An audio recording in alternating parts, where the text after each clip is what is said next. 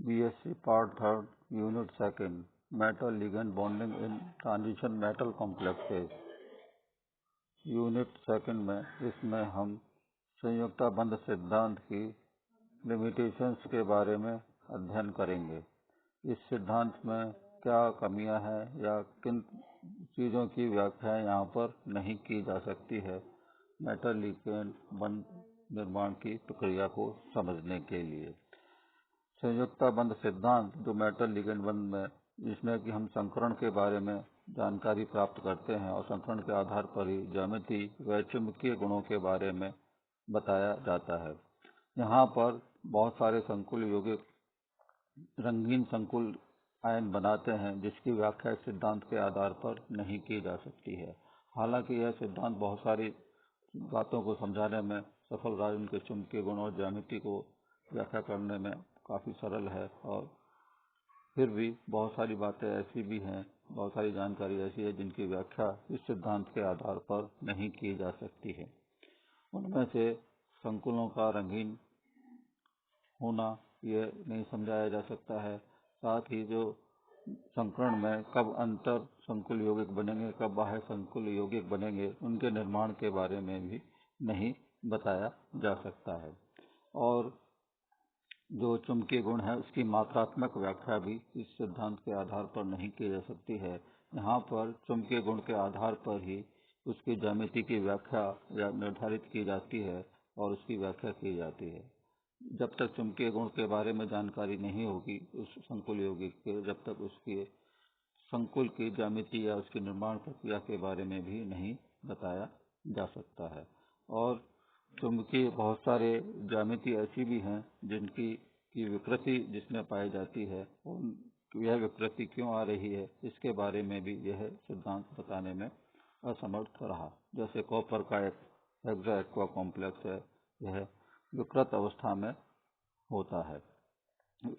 इसी तरीके से कोबाल्ट और कॉपर के जो संकुल हैं वह उनमें एक इलेक्ट्रॉन अयुग्मित जो है वह निम्न ऊर्जा स्तर से उच्च ऊर्जा स्तर की ओर जाता है। और यह संकुल जो है क्यों ऐसा इलेक्ट्रॉन त्यागने की प्रवृत्ति को हम जो है अपचायक गुण कहते हैं। तो यह जब उच्च ऊर्जा स्तर में जाएगा तो यानी यह बाह्यतम कोशों में जा रहा है और आसानी से इलेक्ट्रॉन त्याग सकता है, यानी इसके अपचायक गुण में वृद्धि हो रही है। और यह अपचायक गुण की जो वृद्धि है वह समान होनी चाहिए, लेकिन यह वृद्धि अलग अलग प्रकार की होती है, यानी समान अपचायक गुण इन दोनों के कॉम्प्लेक्सेज में नहीं है। यहाँ पर इन दोनों संरचनाओं की का अध्ययन करें तो कोबाल्ट के अमोनिया कॉम्प्लेक्स में जो इलेक्ट्रॉनिक विन्यास है वह 27 सामान्य अवस्था में है और 2 इलेक्ट्रॉन निकलने पर यह 25 इलेक्ट्रॉनिक विन्यास होता है। सामान्य अवस्था में यह 3d7,4s2 इलेक्ट्रॉनिक विन्यास है, जिसमें से 2 इलेक्ट्रॉन निकलने पर यह 3d7 इलेक्ट्रॉनिक विन्यास हो जाता है। और इसका एक इलेक्ट्रॉन जो है, क्योंकि यहाँ पर d2sp3 प्रकार का संकरण अष्टफल की ज्यामिति को समझाने के लिए बताया गया है, यह संकरण जो है इसमें एक इलेक्ट्रॉन जो है 3d से 4d में चला जाता है, और जिसके कारण यह जब बाहर चला गया तो यह अपचायक गुण को, यानी अपने नाभिक से दूर जाने पर यह अपचायक गुण की प्रवृत्ति को आसानी से प्रदर्शित करेगा और यह अष्टफल की ज्यामिति को समझाया जाएगा। यहाँ पर हम यदि टेट्रासाइनोक्यूप्रेट कॉम्प्लेक्स की बात करें तो यहाँ पर कॉपर में 29 सामान्य इलेक्ट्रॉनिक विन्यास है 3d10 4s1। इसमें यदि 2 इलेक्ट्रॉन निकलेंगे 27 इलेक्ट्रॉन होने पर यह 3d9 इलेक्ट्रॉन विन्यास रह जाएगा। और यहाँ पर dsp2 संकरण के द्वारा इसकी ज्यामिति को वर्गाकार समतलीय ज्यामिति समझाने के लिए बताया जाता है। तो dsp2 संकरण को समझाने के लिए अंदर का डी कक्षक यहाँ पे काम में लिया जाता है, बाह्यतम डी कक्षक काम में नहीं लिया जा रहा। इसलिए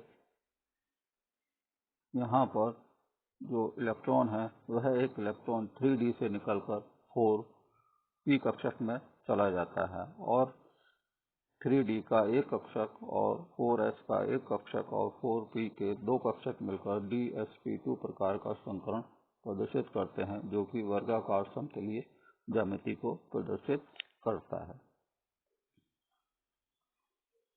इस ज्यामिति को बताने के लिए यहाँ पर DsP2 प्रकार का संकरण बताया गया।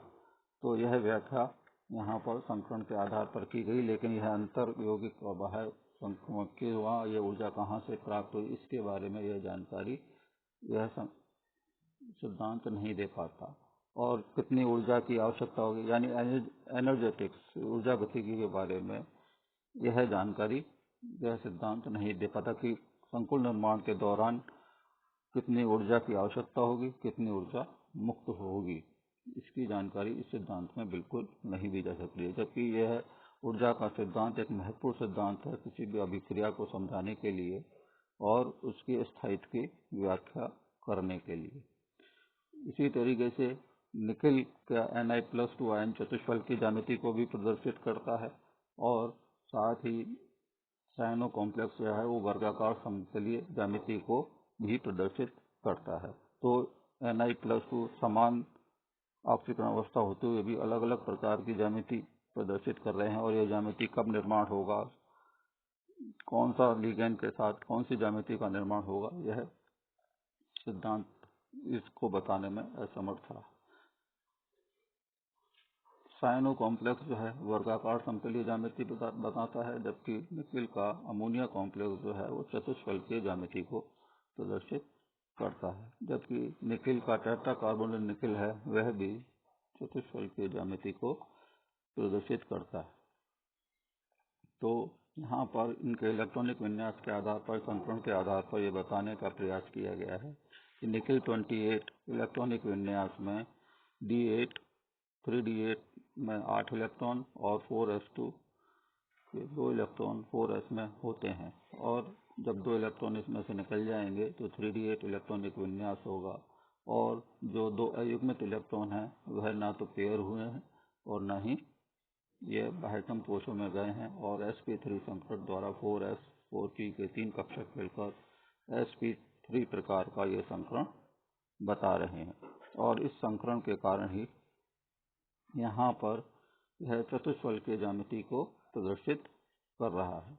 इसी तरीके से टेट्रासाइनो निकलेट में D8 कॉन्फ़िगरेशन है और 4s2 में 2 इलेक्ट्रॉन है, और यह 2 इलेक्ट्रॉन जो है निकलने पर Ni+2 में D8 प्रकार का कॉन्फ़िगरेशन रह जाता है। 2 अयुग्मित इलेक्ट्रॉन जो 3D कक्षक में उपस्थित हैं वह युग्मित हो जाते हैं, और DsP2 प्रकार का 3D 4s और 4p के 2 इलेक्ट्रॉन 2 कक्षक मिलकर DsP2 प्रकार का संकरण प्रदर्शित करते हैं और वर्गाकार समतलीय ज्यामिति का ये निर्माण करते हैं। लेकिन यह हमें जानना यहाँ पर आवश्यक है कि यह इलेक्ट्रॉन पेयर युग्मित क्यों हुए और इसको युग्मन के लिए कहाँ से ऊर्जा प्राप्त हुई, यह युग्मन को कौन प्रेरित कर रहा है, इसकी व्याख्या इस सिद्धांत के आधार पर नहीं की जा सकती है। और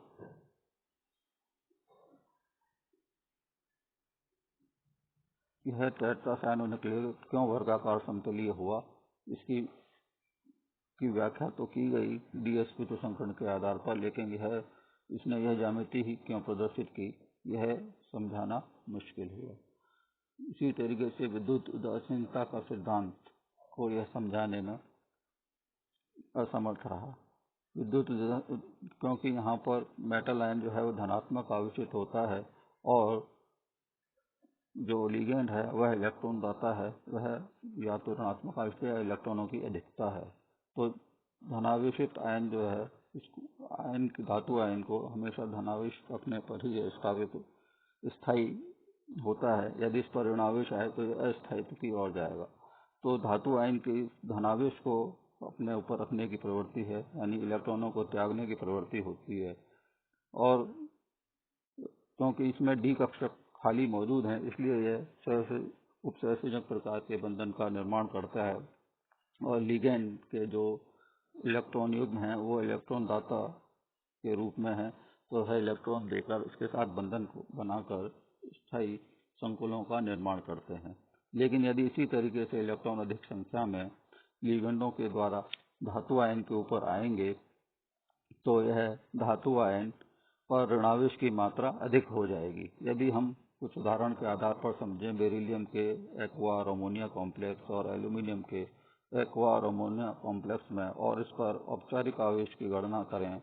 पॉलिंग ने इसको बताया था, तो पॉलिंग के सिद्धांत के आधार पर यदि औपचारिक आवेश की गणना करें तो हम यहाँ पर पाते हैं कि बेरिलियम के एक्वा कॉम्प्लेक्स में और अमोनिया कॉम्प्लेक्स की यदि बात करें तो एक्वा कॉम्प्लेक्स में 0.08 बेरिलियम पर आवेश है और एल्यूमिनियम पर -0.12 और -1.08 पर औपचारिक आवेश है।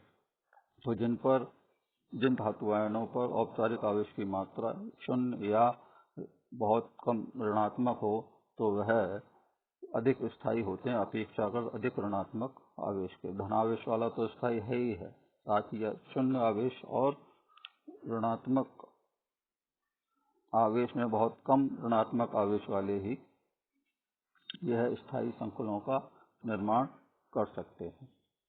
और इसके पॉलिंग ने इसके सिद्धांत के आवेश की मात्रा के आधार पर यहाँ पर पश्च बंधन के बारे में भी समझाया गया। बहुत सारे संकुल यौगिक जो कि इलेक्ट्रॉन दाता समूह जो लिगेंड इसके साथ जुड़े हुए हैं उनके साथ बैक बॉन्डिंग करके अपने आवेश को स्थिर कर सकते हैं, अपने आवेश में ऋणात्मक आवेश की मात्रा में कमी ला सकते हैं।